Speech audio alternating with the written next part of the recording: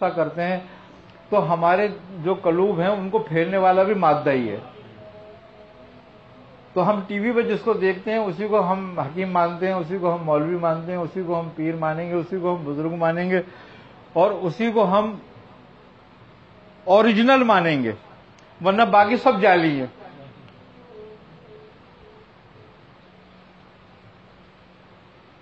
اور کمال بات ہے کہ ان کے ہاتھ میں حکومت بنانا اور حکومتوں کو گرانا ہے.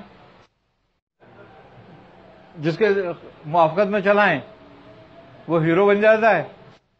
آج لیگ کی چلائی تو اس کو حاکم بنا دیا، عمران کی چلا رہے ہیں. تو یہ بات ہے نا، مجدد کے ہاتھ میں ہوتا ہے نا کہ اتار چڑھاؤ دو.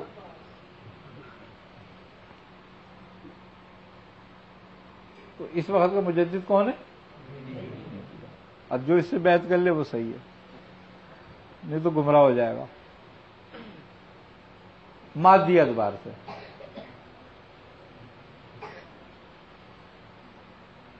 بات یہی ہے بھیا، اللہ تعالیٰ رحم کرے ہمارے حال پہ اور ہمیں گمراہ ہونے سے بچائے. بات یہی ہے کہ جھوٹ اتنا بولو، ایسا دور آئے گا کہ جھوٹ اتنا بولا جائے گا، اتنا بولا جائے گا، وہ سب سچ ہو جائے گا، اور سچ اس کے آگے روئے گا، وہ جھوٹا ہو جائے گا.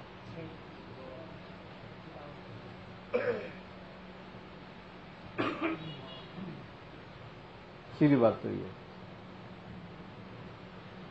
کیا کہہ رہے تھے؟ وہ اصل میں بحث چل رہی ہے.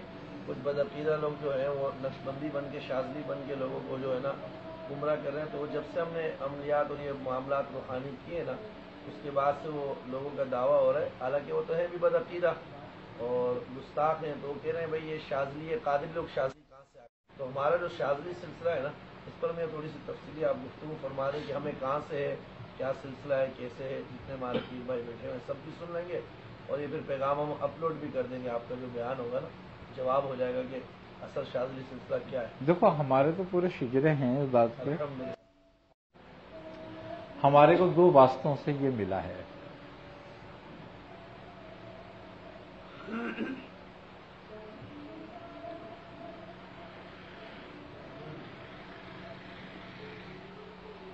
اینا سمجھ گئے. ایک واسطہ تو یہ ہے کہ حضرت سید خواجہ منظور حسین شاہ صاحب رحمۃ اللہ. شاذلی سلسلہ، شاذلی سلسلہ. دو واسطوں سے ہمیں ملا. ہاں. اور آپ کے جو پیر صاحب تھے حضرت مظفر حسین شاہ صاحب، ان کے پیر جو تھے حضرت شاہ لطف اللہ شاہ صاحب. اور لطف اللہ شاہ صاحب جو تھے وہ حضرت شاہ عبد العزیز سے فیض یافتہ تھے. شاہ عبد العزیز شاہ ولی اللہ سے، اور شاہ ولی اللہ شیخ ابراہیم شاذلی سے. سبحان اللہ.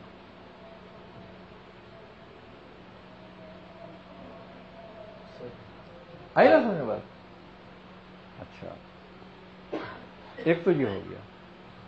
اچھا، انہی سے شاذلی بھی ہیں ہم، اور انہی سے شتاری بھی ہیں.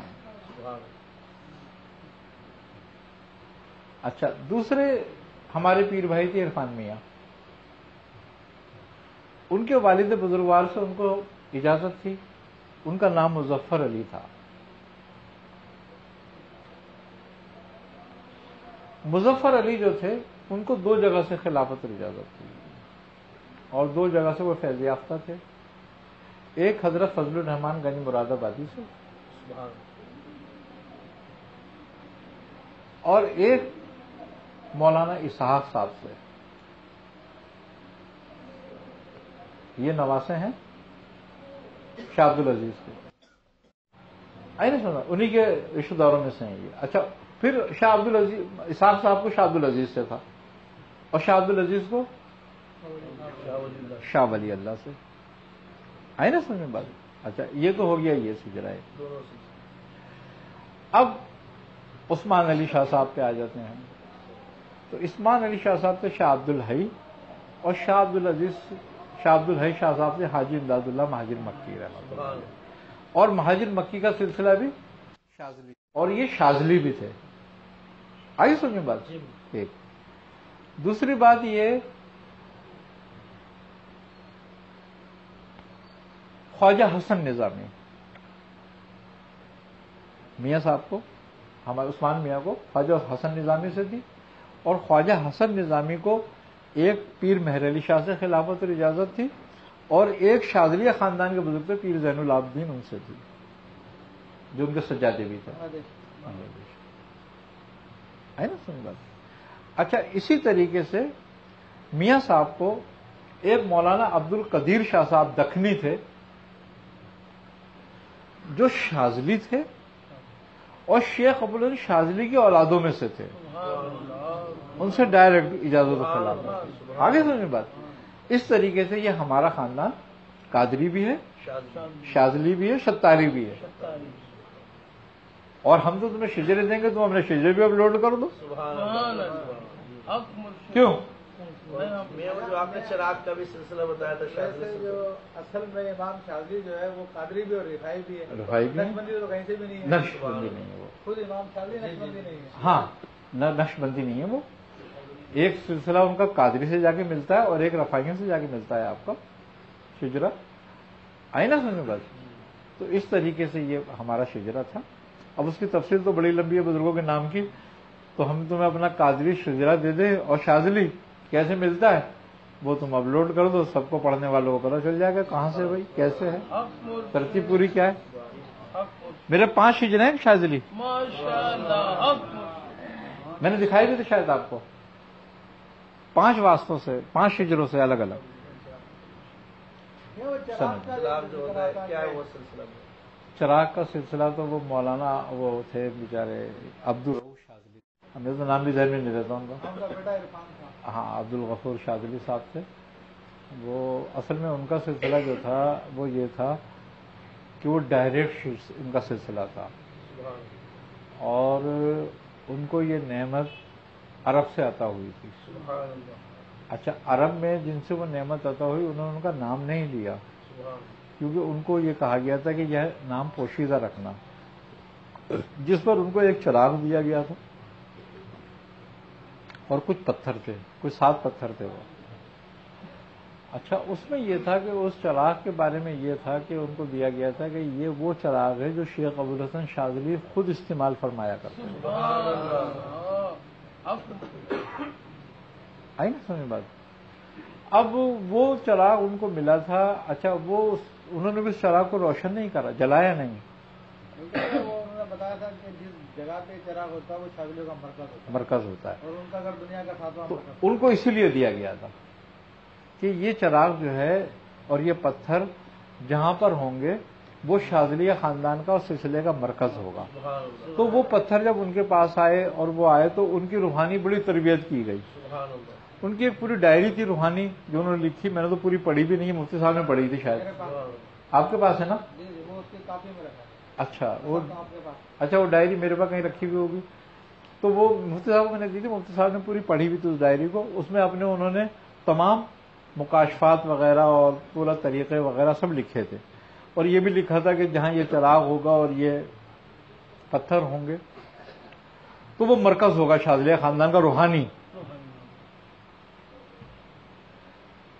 اچھا، ان کے جو مکاشفات تھے اس میں حضرت سلیمان علیہ السلام کا ذکر، حضرت عیسیٰ علیہ السلام کا ذکر، مختلف انبیاء کا، صحابہ کرام سے ان کو فیض اور وہ سب کچھ تھا۔ بلکہ خود ان کا جو بیٹا تھا عرفان، اس کی تربیت حضرت زبیر رضی اللہ عنہ کرتا ہے، نے فرمائی تھی جی۔ اور وہ اہل سنت کے عقیدے کے تھے، ان کی مجلس روحانی مجلسوں میں وہ علماء اہل سنت کا ذکر کرتے ہیں، مفتی وقار الدین رحمۃ اللہ علیہ کا، یہ اپنے جو خادر میں کیا صاحب کے جو سفر تھے مصلح الدین رحمۃ اللہ علیہ کا، تو یہ سنی عقیدے کے لوگ سارے علماء ان میں ذکر ہے، ان کا ذکر کیا گیا، ان کی محفلوں میں ذکر ہے ان کے۔ تو اب ہوا کیا کہ جب ان کا وصال کا وقت آیا تو انہوں نے اپنے اسی بیٹے کو کہا، میری ان کی کوئی واقفیت نہیں ہے، میں نے ان کا چہرہ بھی نہیں دیکھا ان کی زندگی میں انہیں نہیں جانتا تھا پتہ ہی بھی۔ ان کا بیٹا ایک دن میرے مطب پہ آیا ان کے وصال کے بعد۔ یہ ایک ملاقات آپ سے آپ نے ذکر فرمائی، گلی میں آپ بیٹھے ہوئے تھے تو ایک بوڑھا آیا تھا۔ اب وہ مقصد یہ کہ وہ اچانک ملاقات تھی، اس میں یعنی کہ ایسا نہیں تھا کہ کوئی تصدیق ہوئی ہو کہ یہ وہ شخص تھے، اس نے یہ کہا تھا ذمہ داری دینی ہے، بس یہی کہا تھا کہ تمہیں شاذلیہ سلسلہ طریق چلانا پڑے گا، ارے میں نے کہا ہم تو قادری ہیں. ایسا بس وہ یہ کہہ کے کہلے تم کچھ بھی کہو, یہ کہہ کے ہاں وہ چلے گئے. اچھا اس کی سالوں کے بعد کی بات ہے یہ. اب میں ان کو پہچانتا بھی نہیں تھا. اب ہوا کیا کہ وہ میرے مطلب پہ آئے, ان کا بیٹا, اور بچے نے آن کے ان کے کہا, اب یہ بہت زمانے کی بات ہو گئی, تقریباً 10 سال تو ہوا اس بات کو. جی تقریباً 10 سال 6 مہینے ہو گیا.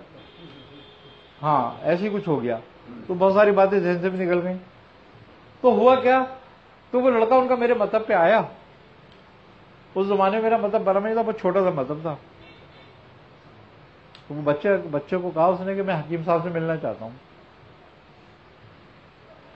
اب وہ بچہ میرے پاس آیا, کہنے لگا ابو کوئی شخص آیا, عرفان نام بتا رہا ہے, اور کہہ رہا ہے میں ان سے ملنا چاہتا ہوں. ارے میں نے کہا بیٹا یہاں مریض دیکھ رہا ہوں میں, لین لگی ہوئی ہے. اس سے بولو تھوڑا ٹھہر جائے. پھر وہ گیا. اس نے کہا میں کچھ حکیم صاحب سے بس مجھے 2 باتیں کرنی ہیں, کچھ امانت ہے جو ان کو دینی ہے مجھے. اچھا بچے نے آگے مجھ سے کہا کہ ابو وہ یہ کہہ رہا ہے کوئی امانت ہے ان کے پاس, کوئی ڈبے وبے سا ہے, وہ لے کر آئے. میں نے کہا اچھا. اب میں نے کہا پتہ نہیں کیا ہے, کون ہے, کیا ہے. اب میں نے کہا اچھا بھیجو میرے پاس. اب وہ آئے میرے پاس, میں سلام کیا. میں نے اس شخص کو پہلی بار دیکھا تھا. مجھ سے کہنے لگا حکیم طارق احمد قادری. میں نے کہا ہاں میرا نام ہے. اس نے کہا کچھ چیزیں ہیں, میں آپ سے کچھ بات کرنا چاہتا ہوں اور یہ سونپنا چاہتا ہوں آپ کو. میں نے کہا کیا. تو اس نے اس کو نا کاغذ میں لپیٹا ہوا تھا, چراغ کے وہ ہے پورا شیشے کا باکس بنا ہوا ہے. تو اس نے وہ کھولا تو اس میں چراغ رکھا ہوا تھا, ایک ڈبیا رکھی ہوئی تھی. میں نے کہا کیا ہے یہ بھائی. انہوں نے کہا یہ چراغ ہے, اور یہ میرے والد صاحب نے اپنے وصال کے ٹائم مجھ سے حکم دیا تھا کہ تم ناز کراچی جانا, وہاں حکیم صاحب ہیں ایسے, جو ان کا نام یہ ہے, دوا خانے کا نام یہ ہے, اور تم یہ ان کے حوالے کرنا کا. اب آج کے بعد آپ کی ذمہ داری ہے, آپ اس کے حوالے ہے.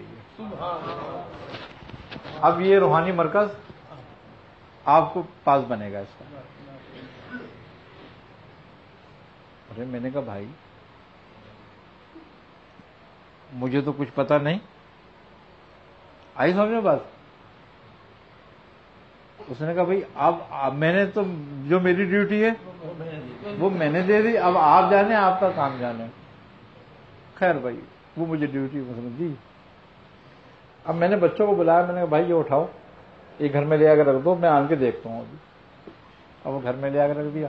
اور وہ مجھ سے کہنے لگا, کہنے کہ میاں صاحب ایک کام اور کرنا ہے آپ نے. میں نے کہا کیا.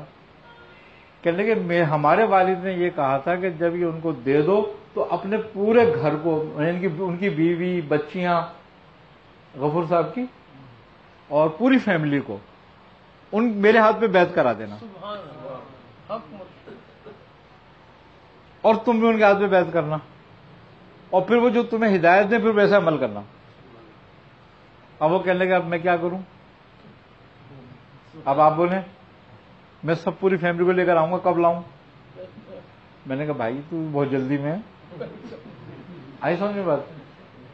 ابھی ایک ملاقات ہوئی ہے, ابھی 1-2 دن ٹھہرو, تم 1-2 دن کے بعد میرے پاس آؤ, طرف فرصت سے بات کریں گے, پھر میں تمہاری فیملی کے لیے ٹائم دوں گا, پھر لے آنا تم, پھر میں کر دوں گا بات.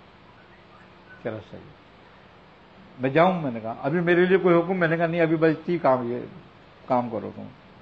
اب وہ چلا گیا, میں اپنے مریض دیکھا, پھر میں گیا. پھر اسی دن رات کو جو انہوں نے ہدایتیں دینی تھی مجھے, جو بھی کچھ وہ دیں, اور وہ سارا پروگرام بتایا, اور وہ ساری بات کری. ارے میں نے کہا میں تو نہ تو کوئی مجھے جانتا ہے اس بات سے حوالے سے کہ میرا کوئی شاذلی سلسلہ ہوگا, آئی نہ سمجھ بات, اور نہ ہی میری کوئی اتنی توجہ ہے اس بات پر. زیادہ میرے مریض نہیں کرتا تھا میں. انہوں نے کہا بہرحال اب تمہاری ذمہ داری ہے, تمہیں ڈیوٹی دے دی گئی ہے, اب یہ مرکز بنے گا, اب یہ تمہارا کام نہیں ہے کیسے بنے گا, بس یہ مرکز بنے گا اب شاذلی. اچھا اب کوئی بات نہیں، اتفاق کی بات ہوئی، پھر میری ان سے ملاقات ہو گئی، یوسف سے یہ آئے، پھر مفتی صاحب سے ملاقات ہو گئی، اس طریقے سے پھر وہ اچھا یہ چراغ آنے کے بعد کی بات ہے، پھر وہ شاذلیہ سلسلے کا ایک ایسا عمل شروع ہوا کہ وہ سارے ابوالعلائی تو بھول گئے تب شاذلی ہوگا۔ اچھا آج یہ بات ہے کہ اللہ کا کرم ہے، یہی فیض، یہی حزب الخیر کا فیض، یہی شاذلیہ خاندان کا فیض ابوالعلائی کا اتنا کوئی نہیں جانتا جتنے شاذلی کے حوالے سے جانتے ہیں۔ آپ کے طرف سے پوری دنیا میں پھیل گئی۔ تو یہ ان کی تصدیق تھی، یہ ہمارا اپنا کوئی عمل دخل نہیں ہے اس میں، نہ میں سمجھتا ہوں نہ ہمارا کوئی عمل ہے، نہ کوئی ہماری کوشش ہے، نہ کوئی ہماری توجہ ہے اس بات پر، یہ سب انہی کا کام تھا۔ اس پہ توجہ نہیں تھی، حزب الخیر کا میں نے عمل کیا ہوا تھا۔ اچھا نہ میری اتنی وہ توجہ تھی حزب الخیر پہ، میں ایک دفعہ دو دفعہ اپنے ورد میں رکھتا تھا ضرور حزب الخیر کو، میں نے حزب الخیر کا عمل بہت پہلے کیا تھا، یعنی کہ بھائی جان کے ساتھ، ہاں بہت پہلے کیا ہوا تھا، سن یہ بات ہے 80 کی، جب میں نے حزب الخیر کے عمل کاٹے تھے۔ ہاں، اور حزب الخیر کا عمل بھی میں نے ایک ایسے آدمی کے ساتھ کیا تھا کہ جس کی ولایت حزب الخیر پر تھی۔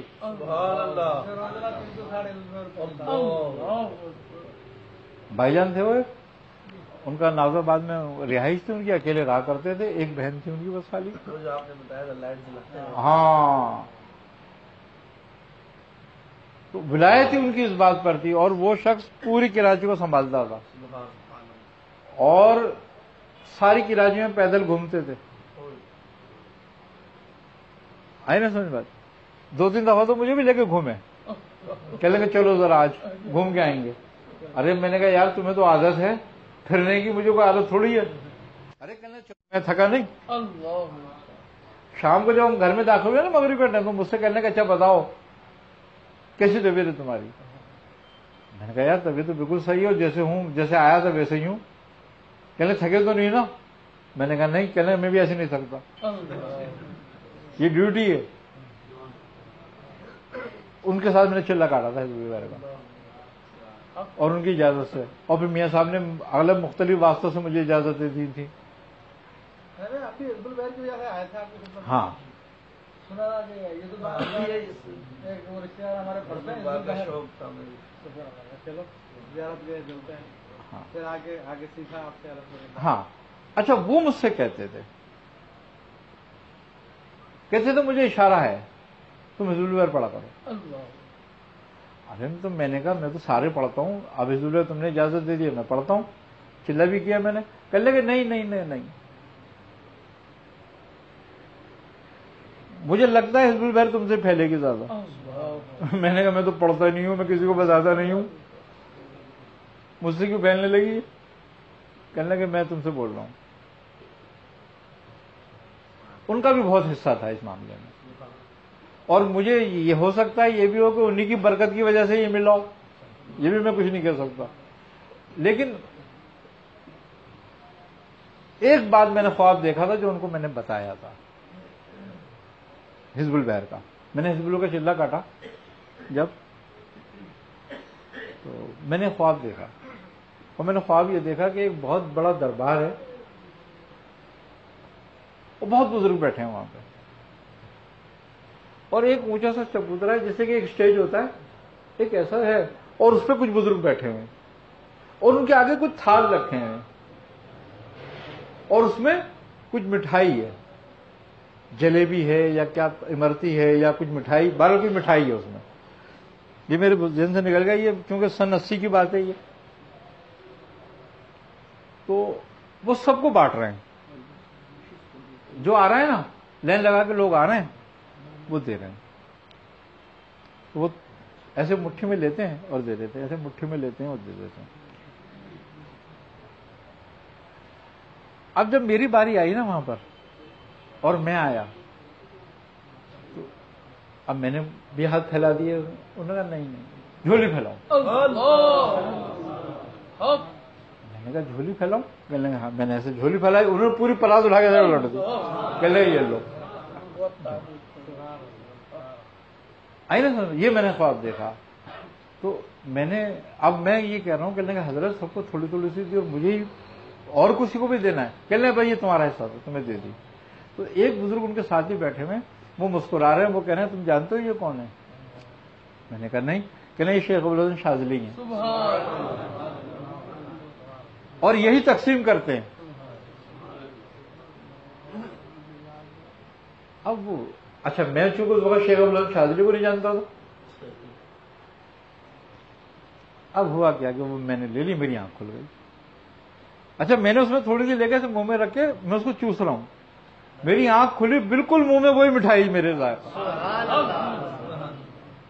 اب دوسرے دن جب میری ان سے ملاقات ہوئی, ان سے بھائی جان سے, وہ مجھ سے کہنے لگے یار تم نے عمل پڑھ لیا نا پورا؟ میں نے کہا ہاں. اب وہ مجھ سے کہہ رہا اچھا یہ بتاؤ خواب کیا دیکھا؟ کہنے لگے ہاں.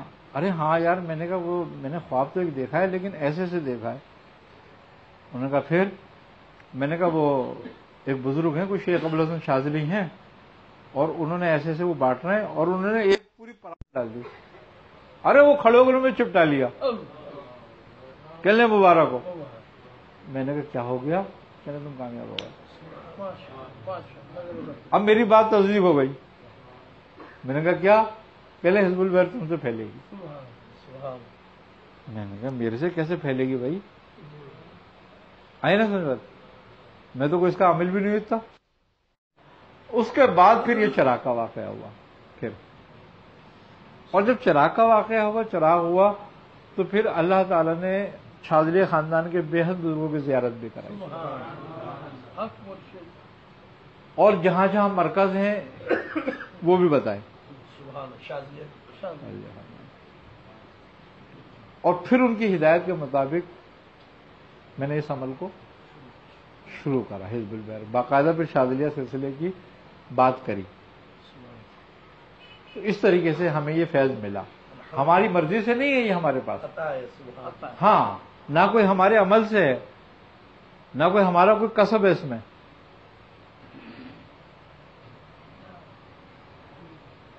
آئی نا سمجھ بات؟ تو بات یہی ہے کہ اب دعویٰ کرنے والے تو بہت دعویٰ کرتے ہیں, کوئی کچھ کہتا ہے, کوئی کچھ کہتا ہے. مراکز پہ آپ نے ذکر کیا ہے, کون کون سے ملک ہیں؟ ہندوستان میں بھی ہیں, عرب میں ہیں. آئی نا سمجھ بات؟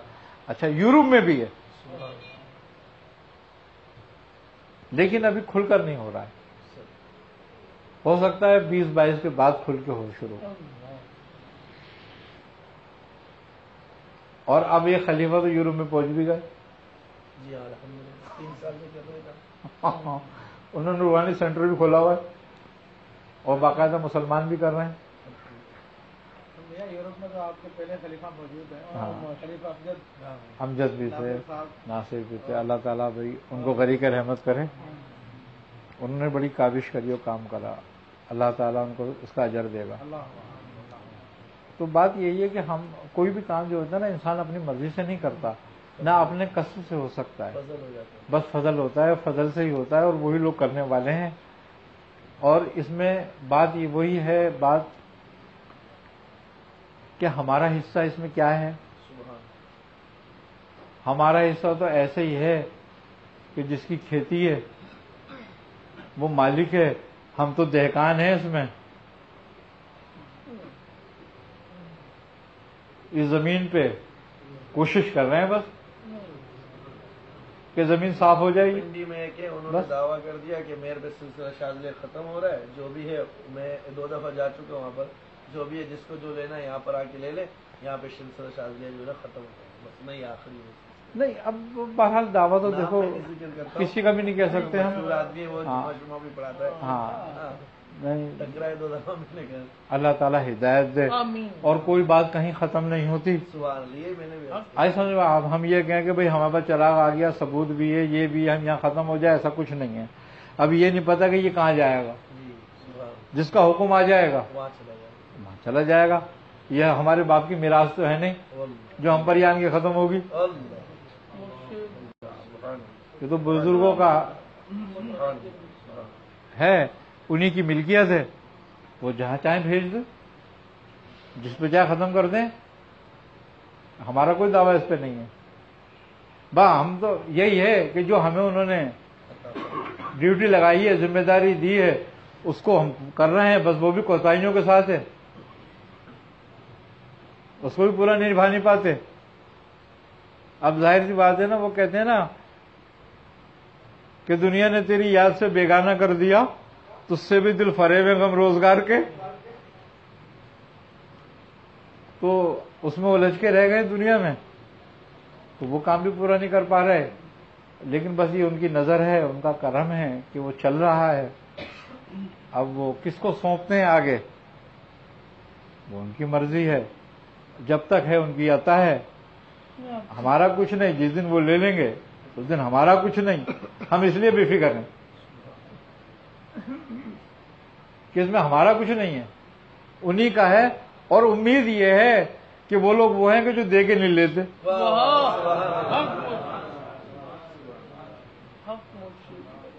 بھئی یہ امید رکھتے ہیں، باقی فضل انہی کی طرف سے ہے.